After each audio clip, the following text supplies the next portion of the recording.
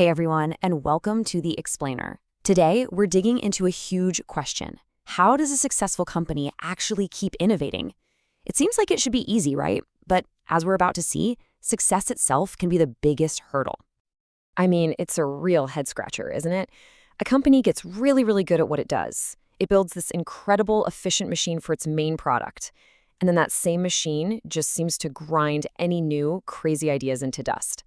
Why on earth does this keep happening? Well, it all comes down to something called the innovator's paradox. See, all the stuff that makes a business predictable and profitable, the strict planning, the risk avoidance, the tight budgets, all of that is the exact opposite of what you need for real innovation, which is messy, uncertain, and full of failure. Okay, so let's really dive into this paradox. We're going to look at exactly why big, established companies have such a hard time creating new growth, and more importantly, what they can do to build a system that actually fixes it. And this is where the trouble really starts. It's a tale of two completely different needs.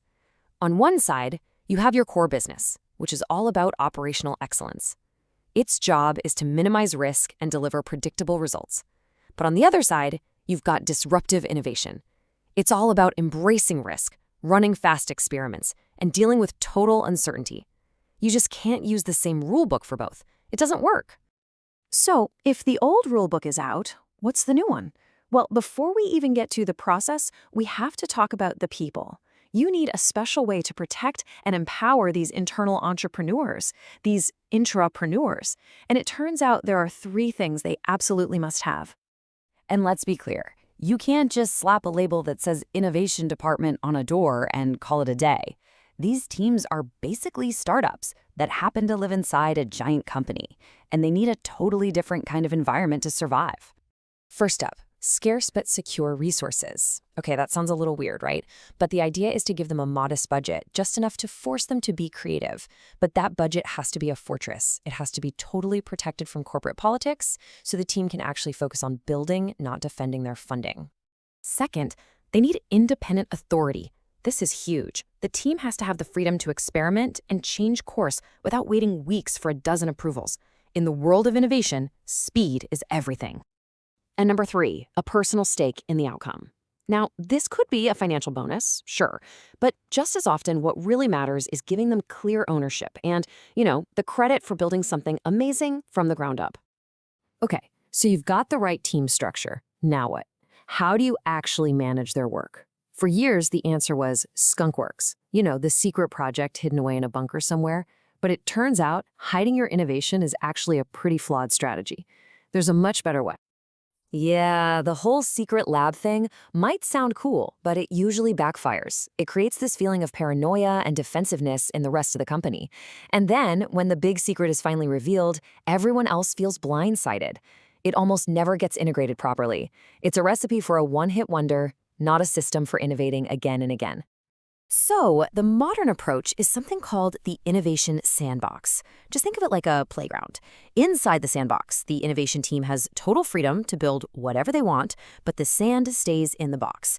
It's all about empowering the team without putting the main business at risk. And this sandbox has very clear rules. A single team owns an experiment from start to finish, but there are strict limits. They have a time limit, and they can only impact a small number of customers. Within those guardrails, though, they can test ideas super fast, and every single result is measured. This isn't about guesswork. It's a system built for learning. So you've got this sandbox and all this learning. Where does it fit into the big picture? Well, it's absolutely critical to see innovation not as some chaotic side project, but as the very first step in a product's entire life. It's phase one of a much larger portfolio. See, every product goes through these phases. It starts in phase one, that's our innovation sandbox. If an idea proves itself, it moves to phase two, which is all about scaling up. Then comes phase three, optimization, making it more efficient. And finally, phase four, it becomes a legacy product. Now, the big problem happens when we ask our best innovators to babysit a product all the way through this cycle. We trap them in maintenance mode. And this leads us to a really radical, but really powerful idea to break that trap. What if we just stopped trying to force our best creative minds into traditional management roles? What if we built them a permanent home where they could just keep doing what they do best?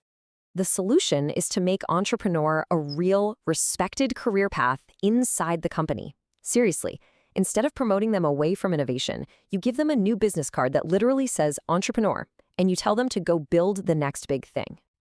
And their job is crystal clear. They live in that innovation sandbox, finding new growth opportunities. They're held accountable for learning, not just hitting some arbitrary revenue number.